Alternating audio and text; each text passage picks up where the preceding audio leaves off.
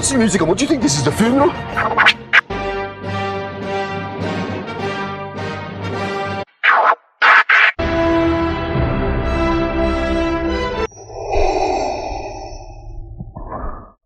Yo, yo, yo. Welcome back. Welcome back. It's another episode of the last episode. It's time to get down and talk about episode 5 of Falcon and the Winter Soldier because it was good. Again, very interesting, deep, this damn show and its differences with WandaVision, right? They're so completely different.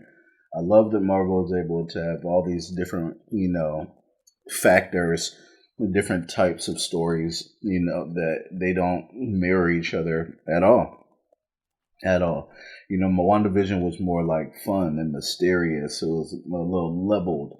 It promotes a little more understanding when you're talking about her grief and why she was, doing what she was doing. But there's like a little mystery to it too, and it was just fun. It was a fun show that was enjoyable with great, fun characters, and the way that Wanda and Vision acted throughout most of the series was just like really entertaining and fun to watch. Now, Falcon and Winter Soldier is fun to watch as well, but it's more intense. The moves that are made are more calculating. It toys with your emotions a little bit more because of things like what they're fighting. Like the Flag Smashers, what they're fighting, how Sam feels, and what he did with the shield, which we'll get into more later. The things that Bucky has to deal with mentally. It's more real world. There's power struggles. There's just a little bit more depth to this series, I feel like, and there's been a lot of growth, I think, in some of the characters, and it depends. The growth in terms of whether it's good or bad just would depend on whose side you're on. Now, last episode we talked about episode 4, which was what happened when the damn John Walker went off his rocker, killed the dude who didn't kill his boy Lamar. R.I.P. Lamar, you didn't last long, my guy. And that episode was just crazy. So following that up, we're just going to jump right in, and Bucky and Sam are going to fight. It's time to fight.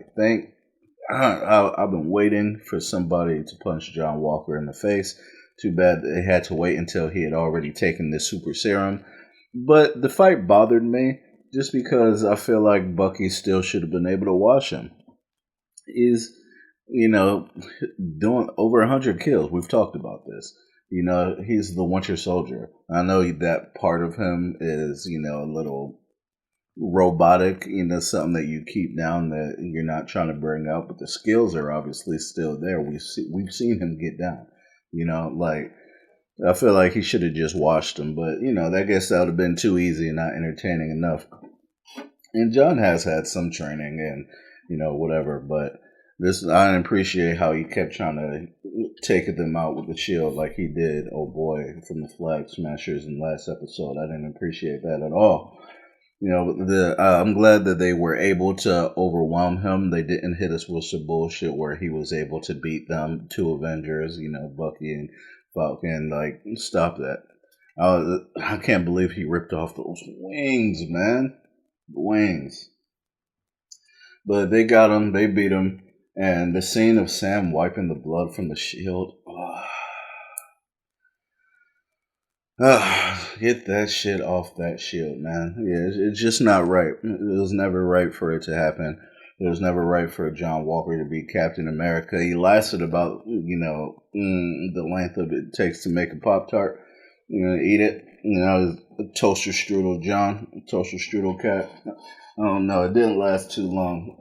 But he did enough damage in the time that he did have the shield and was walking around Lieutenant USA on display.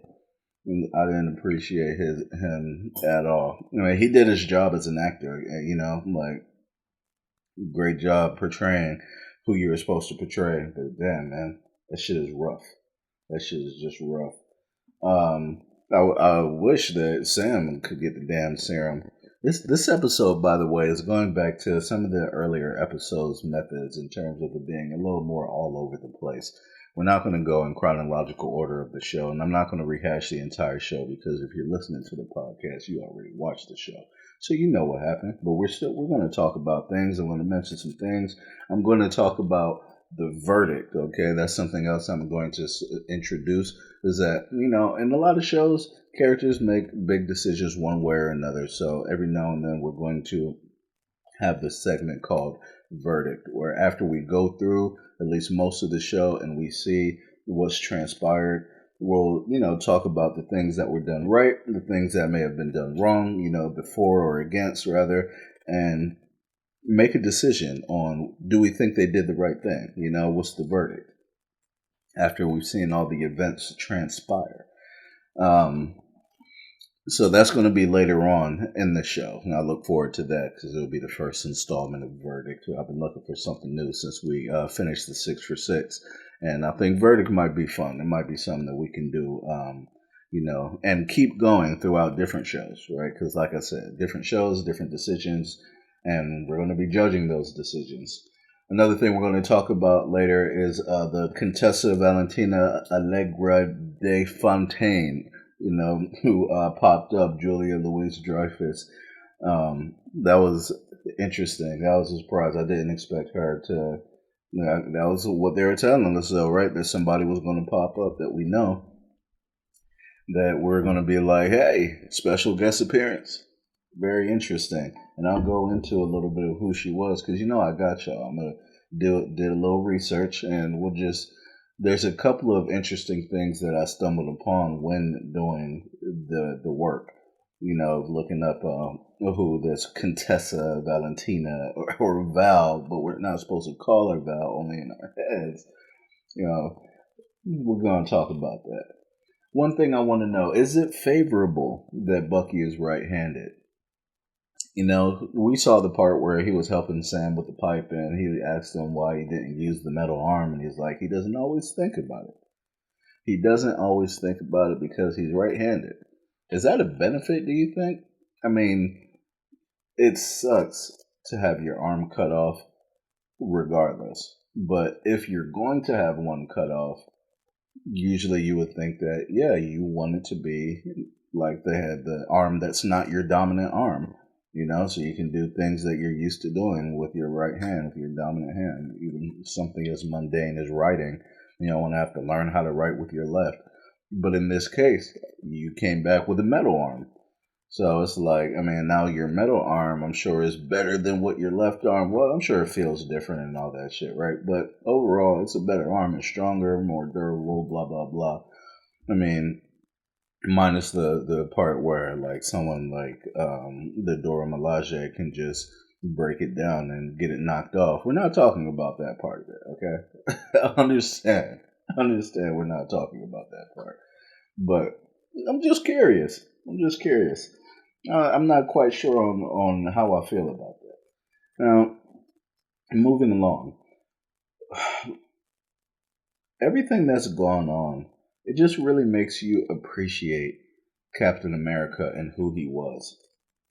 There's so many people on social media who like to disrespect Captain America when you're, talking about the Avengers that you like the most and ranking them and this and that, even though his movies were like the best. When you talk about First Avenger, Winter Soldier, the Civil War, those movies, those three, maybe like, because Ragnarok is better than all of those movies, I believe. But, when you throw in the first Thor and the Dark Elves, no, it doesn't top it. First Iron Man, amazing. 2 and 3, a little less than. They don't stack up when you do 3 for 3 for 3. So I think that I always thought that Captain America deserved more respect just off the strength of that. But some people felt differently. But now you don't know what you got till it's gone, and you got this fuck ass guy running around being crazy as hell, talking about, oh yeah, I'm Captain America. No, you're not. You're John Walker. You're Lieutenant USA right now. You're on borrowed time. Okay, the timer is about to go off. The strudel is about to be done. Your goose is cooked. All right, it's a wrap. Now,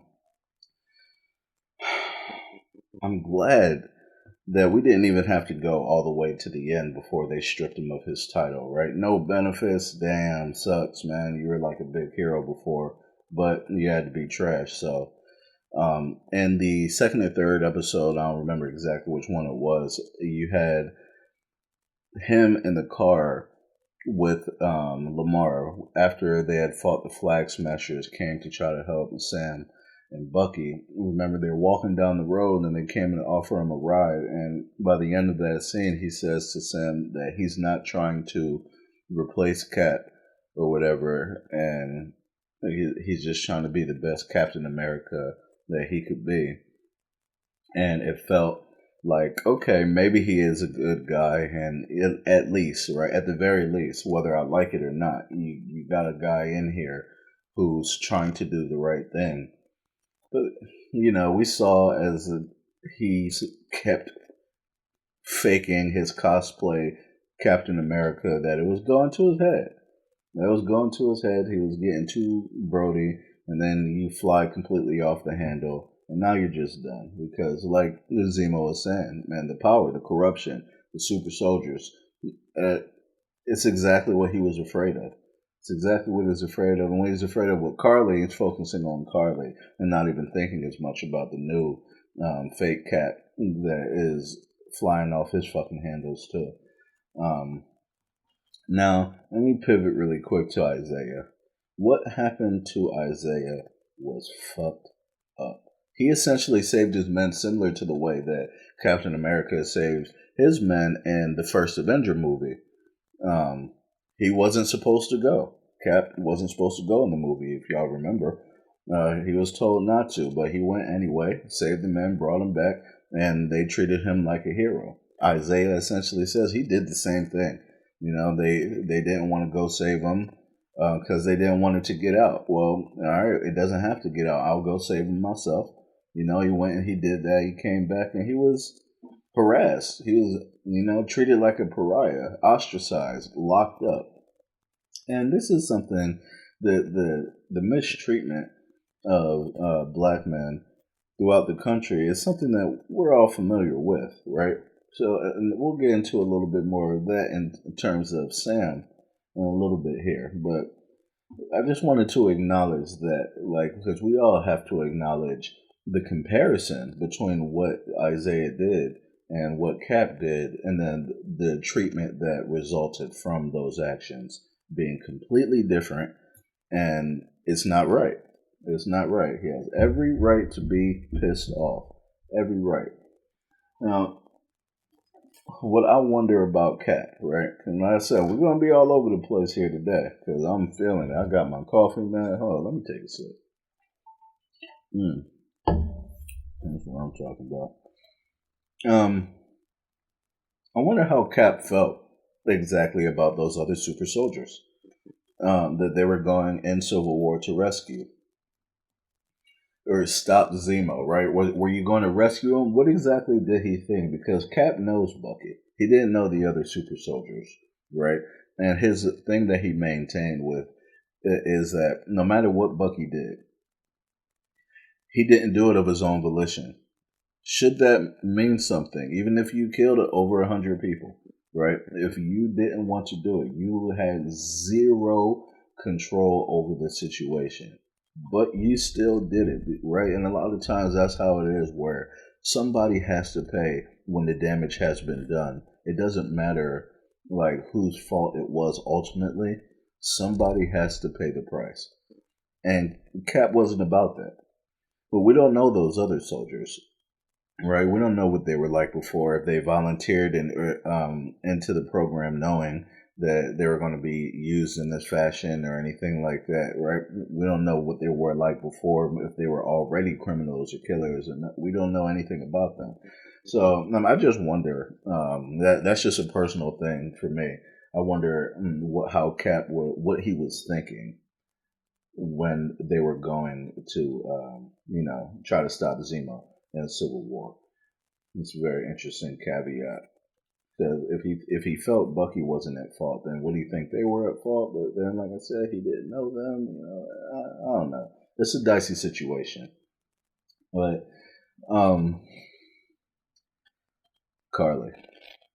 Carly's off a rocker, man. Her linking up with Batrick. Uh, I was saying before that she wasn't a villain. She's a villain now, right? Once you start crossing that line and you start teaming up with known bad guys and shit like that, and you're trying to start wars, you're getting weapons and shit like that. Your right hand Dovich is questioning you because you're doing shit that that's lining up with the oppressors, shit that they would do. Trying to just do whatever, and the ends justify the means, and all that bullshit. Like, that's the shit that those types of groups usually rally against. They don't justify the means, and we're not going to be like them. And but she's completely lost it. She's lost her way, and now I feel like she is kind of a villain. And the same thing holds true where the overarching mission isn't villainous. Dovich doesn't feel like a villain. He feels like somebody who's still trying to be kind of like a freedom fighter. But Carly is the leader, and she's running shit. So, and this is how it's going right now. Who the fuck is the power broker, guys? Who's the power broker? Just tell me. Just tell me. Because after this last episode too, with Sharon calling Batroc and talking about how she's used him before, and she the criminal element on that level for her too. I'm like, it makes me question what I was saying last week. I'm like, Sharon's not the power broker, but maybe she is. Maybe they're fucking with us again. I can't tell. Just tell us. Tell us next episode, I guess. This one's it's too late. But tell us next episode. Don't let it be one of those things that just lingers through an off.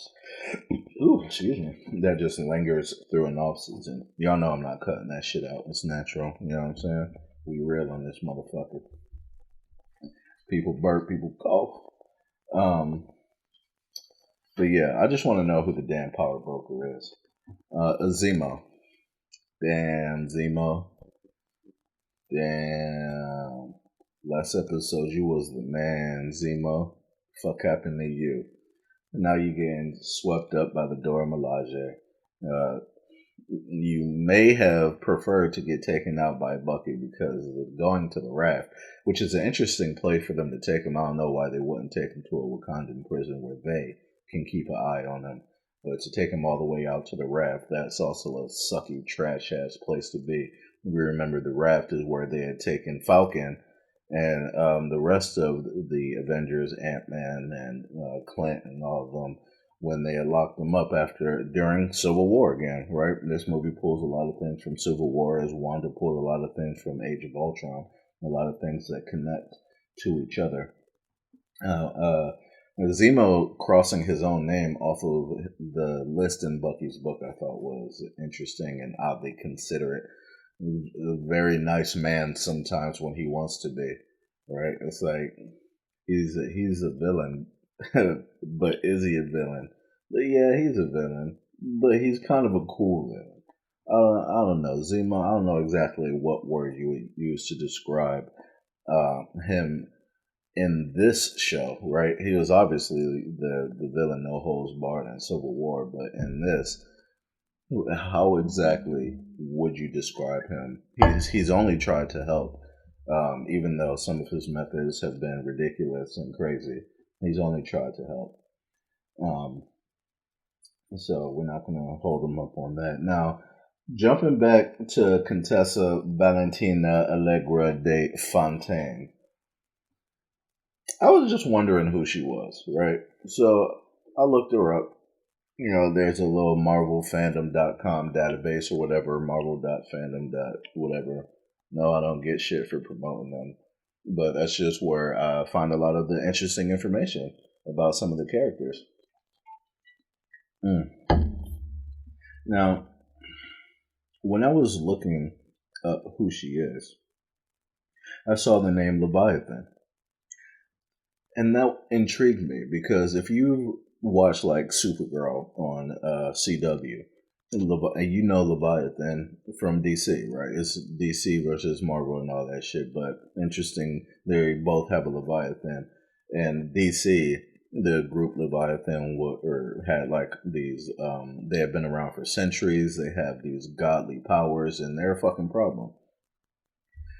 Not so much here, and I won't go too deep into who Leviathan is because I'm not sure if they're going to introduce them in the show, and I don't want to ruin any surprises in that regard. What I will say is that she's been a part of many different groups, including Leviathan, Shield, Hydra, even she's like an agent, sleeper agent, highly skilled. Beat Nick Fury in hand-to-hand combat when he first met her. So he kind of was impressed by her. They dated, even had a relationship. Nick Fury and Val. So that's just a couple of interesting things about her. So what she's doing in here now, it will be interesting to see because with her having or have had her hands in so many different things, you kind of don't know who she may be working for now and what their end game is. So that's just going to be interesting to see how that part unfolds. But I want to focus on something else because, like I said, in doing some of that research into who she is, I stumbled on something else because I personally myself did click into Leviathan and see and do a little bit more reading to see what is what. And what I saw is something referred to as the Great Wheel. Originally, this is before Leviathan, Shield, Hydra, and apparently like 12 people were a part of what was called the Great Wheel. And it's fascinating because who the names are. If you're familiar with Agents of S.H.I.E.L.D. and some of the others, you'll know. Like John Garrett, he was part of the original Great Wheel. Nick Fury, Baron Strucker, Daniel Whitehall, Dum Dum Dugan, Dum Dum Dugan, crazy name, right? But that's a dude that was in the first Captain America, first Avenger. You also saw him in the series Agent Carter, right? So he was a part of this. And like I said, there were 12 of them. I didn't give you all the names, but they're a part of what was called the Great Wheel, and this basically consisted of the best covert intelligence agents from around the world. They had some missions, but eventually they split up, and that's basically like through the Great Wheel, they were able to gather resources that when they split up, they were able to form their agencies, and that's kind of how everyone had the ability to start, Leviathan or Shield or Hydra coming from that Great Wheel. So I thought that was kind of fascinating information that I wanted to share with you guys. There's always more when it comes to the Marvel Universe because it's been around for so long, man. It's been around for so long. So I didn't read the whole article because you guys, if you've been listening, you know that I'm not trying to over-educate myself to a point where I feel like I know what's coming in the shows that I'm watching, the shows that we're all watching. I don't want that. I don't want to ruin anything for myself or for you guys. So I have to be very careful with how I do my research. But yeah, I thought that was interesting. I hope you did too.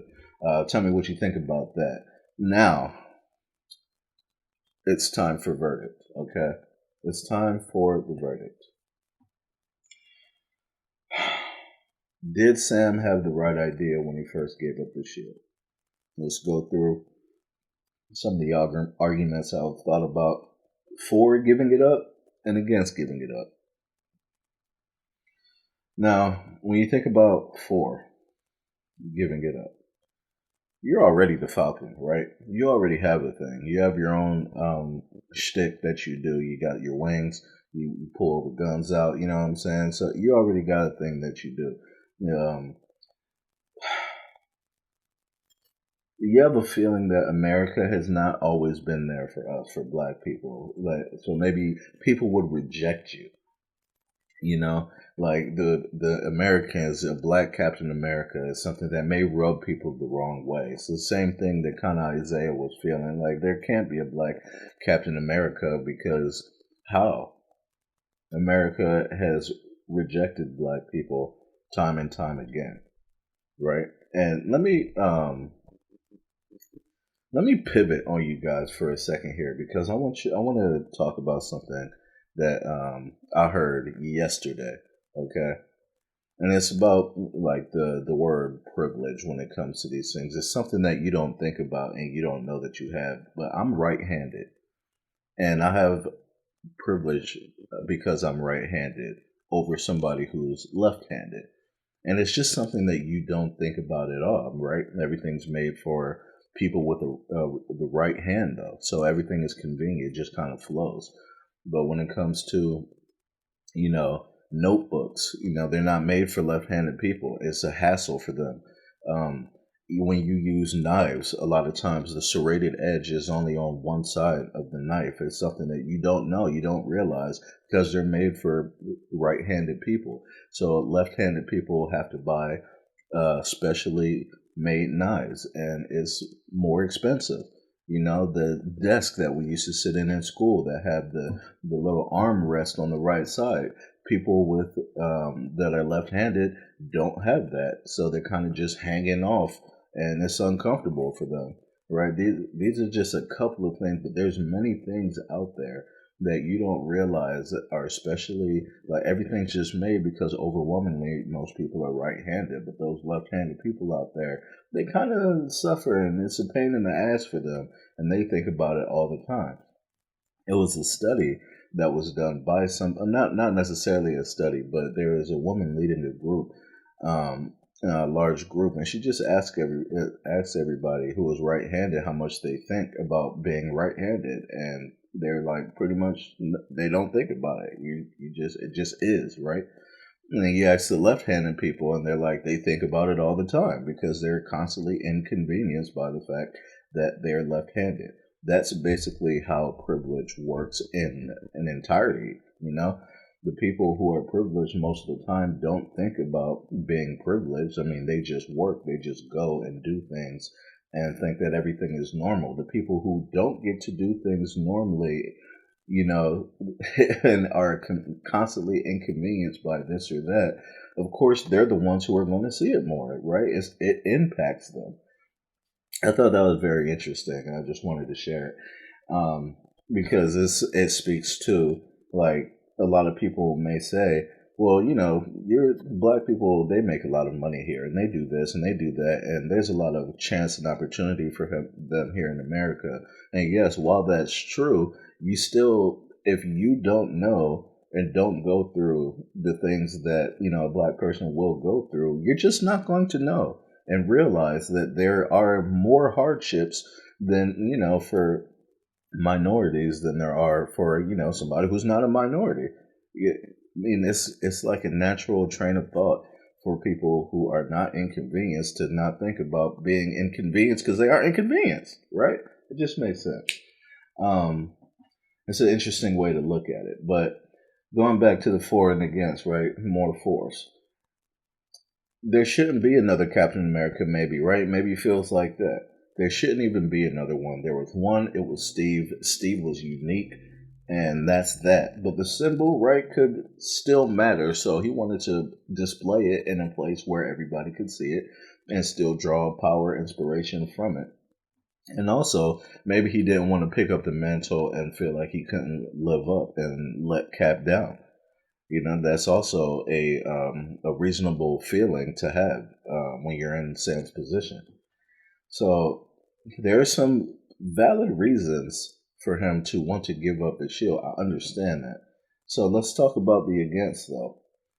Cap is your best friend, and he gave it to you to keep. He didn't say, I want you to, give this to somebody else. And I think that when somebody gives you something, gives you a gift, then you should keep it. You shouldn't give it away, right? That's just an internal thing for me. It's like, why would you do that? I gave you a gift. Don't give it away, man. Don't give my gift away.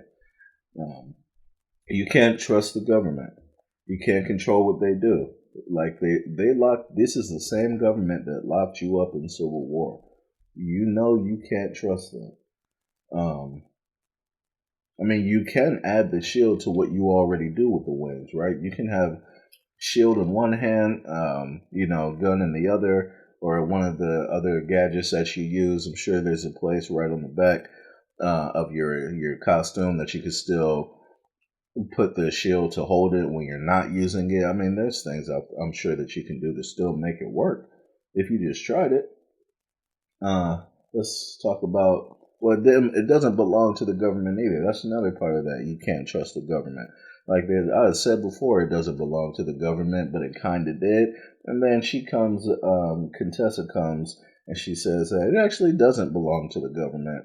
A little legal gray area is how she referred to it. And I'm like, good, because I did kind of feel like, no, how is it actually theirs? They didn't make the vibranium or anything like that. They probably stole it.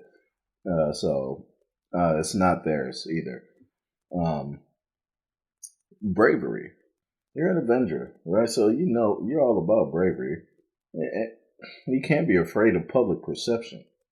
They reject you at first, then so be it. But you're out there doing right. You know what I'm saying? You're doing good and making the world a better place. And that shield will still strike fear into people, to others when they see it. When you're coming to do, lay down some justice or however you want to put it. Being a black man with the shield could elevate young black kids, help the perception, help them feel like if he can be Captain America, maybe I can be Captain America. It's the same thing with having the first black president. Whether you liked him or not, you can't deny the impact that having a black president could have for children who had never seen or heard of a black president before in our country. So there would be a lot of them who would feel like, well, why? How would I think I could achieve anything, right? And that including being president of our country if it's never happened before, right? So that first person to come through and do it is impactful for the younger generation. Becoming a black Captain America is just important for the progress in the fight because we are American, right? I even have a problem sometimes with the term African American or Mexican American. I was born here. I was born in America. I've never been to Africa. Um, I'm sorry. My parents weren't born in Africa, and my grandparents weren't born in Africa. I have no actual connection to Africa in my immediate, rather than I'm sure some long, long, long, long lines ago. So I am American, and I don't see why the same thing wouldn't apply for all of us, right? Maybe if you want to give us the distinctions, and we'll talk about or black versus, I don't know, white versus, I don't know how else you would describe some of the other races. I don't want to offend anybody. But the African American thing to me sometimes just rubs me the wrong way. We don't call white people European Americans, knowing that, we know the history, guys. We don't need to rehash that. So I just think that's kind of a weird thing. But in the end, I understand the conflict. The verdict is you did not make the right decision. And I think that's also evident by the fact that by the end of episode 5, you're training with the shield. You're going to take on the mantle clearly, right? You understand now. You had no idea what they were going to do. That's fair, right? You hoped for the best. You thought that you had say. And that since you did have the shield and you told them this is what was going to be done with it, that was what was going to be done with it. Well, that was naive. Okay. So,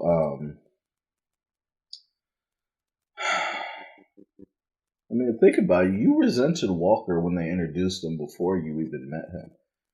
Before you even met him, to try to give him a chance to think that maybe that we could have another Captain America that was good. We all rejected him because we all knew it felt so wrong. It felt so wrong. You should have kept the shield, Sam. Verdict: you're guilty. Okay, you're guilty, sir.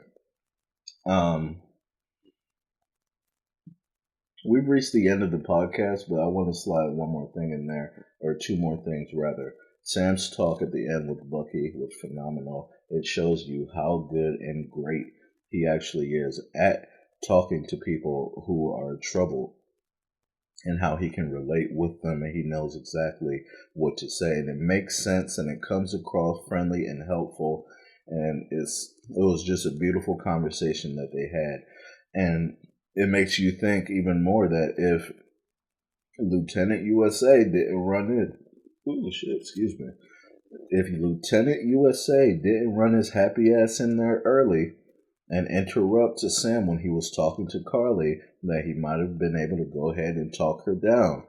He was already doing a good job of getting to her. She was communicating with him in a friendly manner.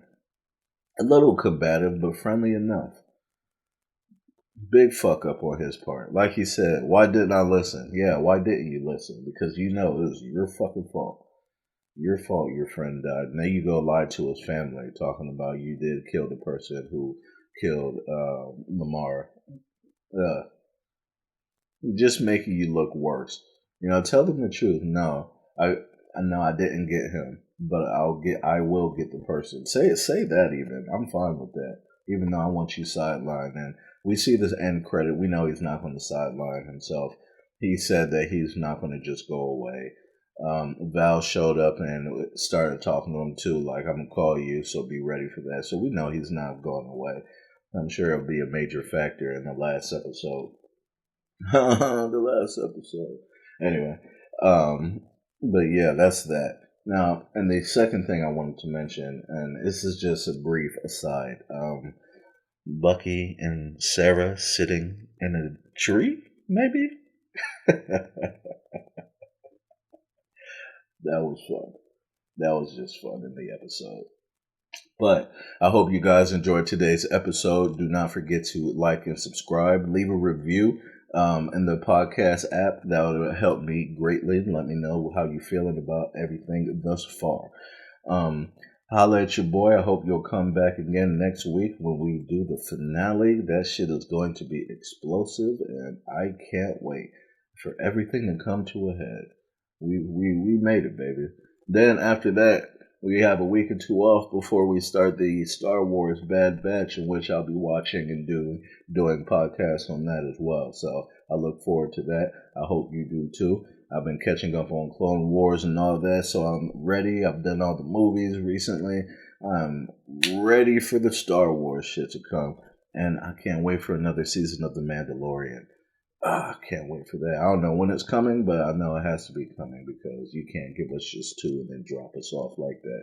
I believe they did announce that another one is coming, so we good there.